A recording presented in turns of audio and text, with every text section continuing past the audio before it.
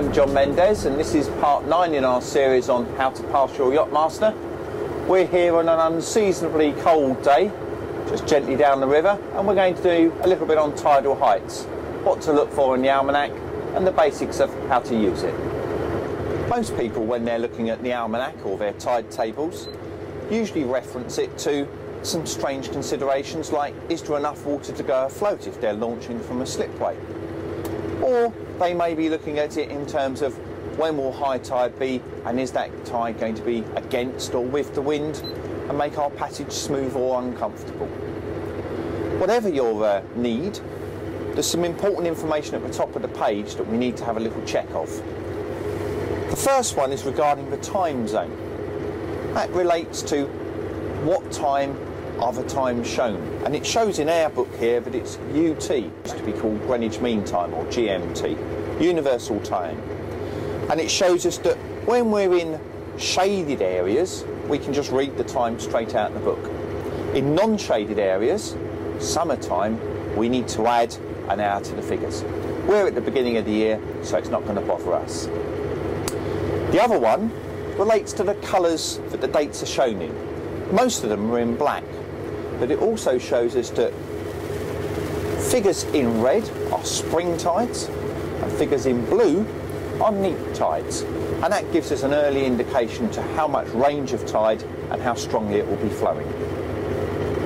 We can see up until the end of March we're in a shaded area, and then of course the clocks move forward, so we have to add an hour to all of these figures from this point onwards, because we're now in summertime, or daylight saving time as it's called.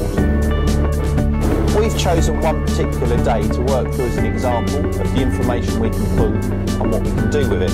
We've chosen the 1st of January, New Year's Day. It just seemed a nice moment to start. And I'm going to run through the box with you.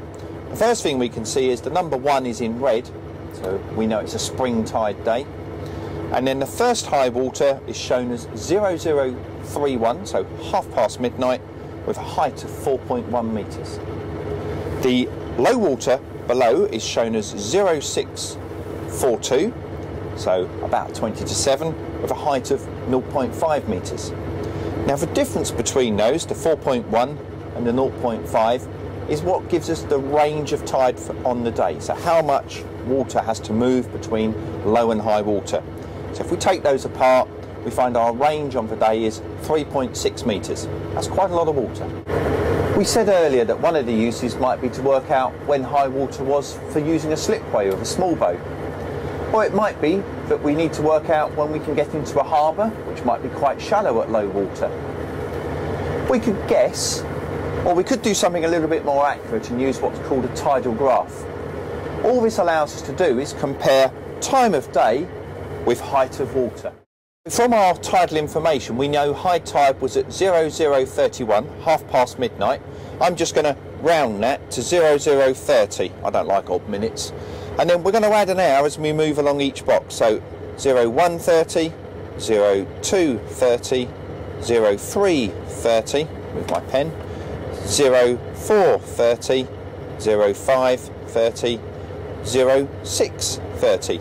And you'll see that low water time roughly corresponded with what we looked up at 0630. So we're about spot on. 2330, 2230, 2130, 20, and you can see, and so on and so forth. So we've got tidal information covering almost a 12-hour period.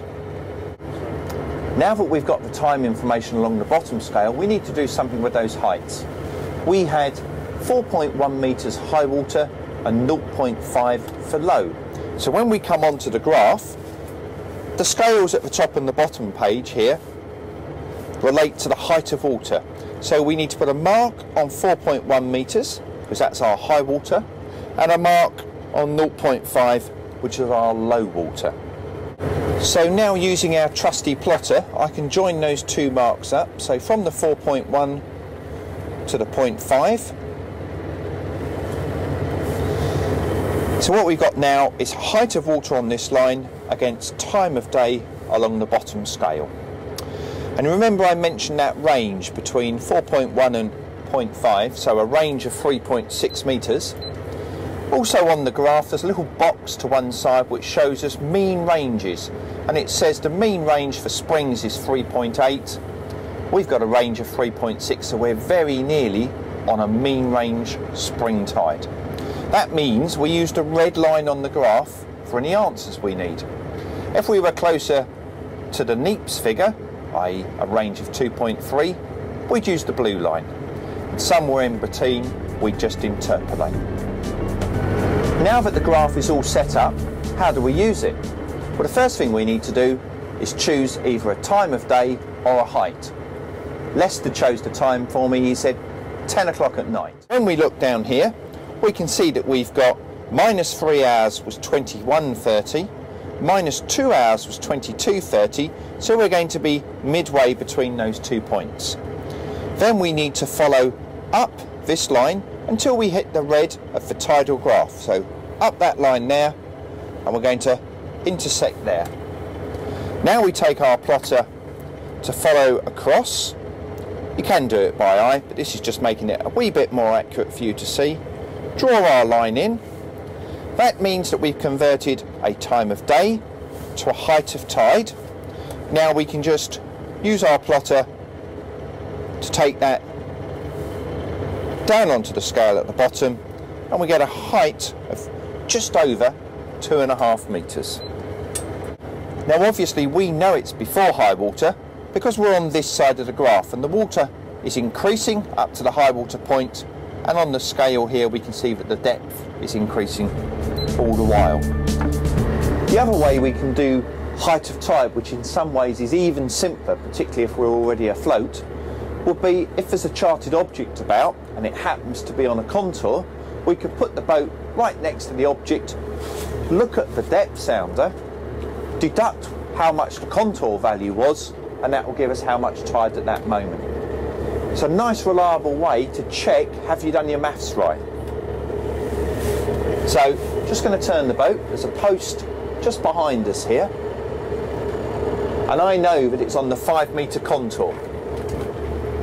Here we are at the post, right on the bow there. I'm in line with the contour as well, so the next one's on the same line, and I can just double check the depth sounder now, read off what it says, deduct the value of the contour, the charted depth, and that will give me the height of tide. Here we are. There's our depth showing on the sounder, round about 7.5 metres, just getting slightly shallower now as I've drifted over. Come back a little bit, and there we are, 7.4, 7.3 metres.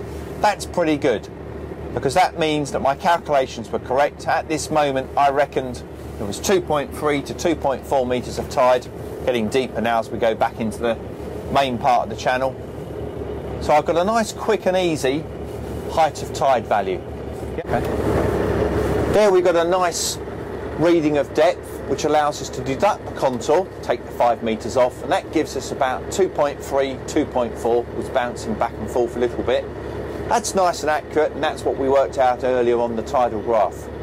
The only thing you must remember is your depth sounder needs to be set to read from the waterline, otherwise you could get a very embarrassing answer.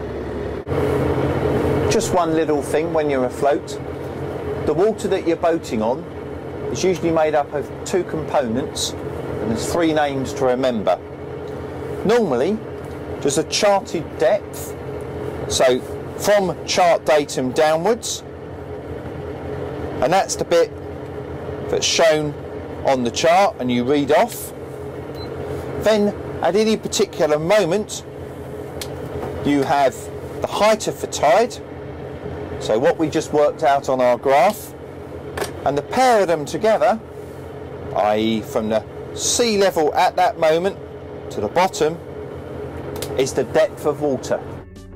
To remember, the depth of water, make sure it's right for your boat, because that's crucial to you enjoying your boating.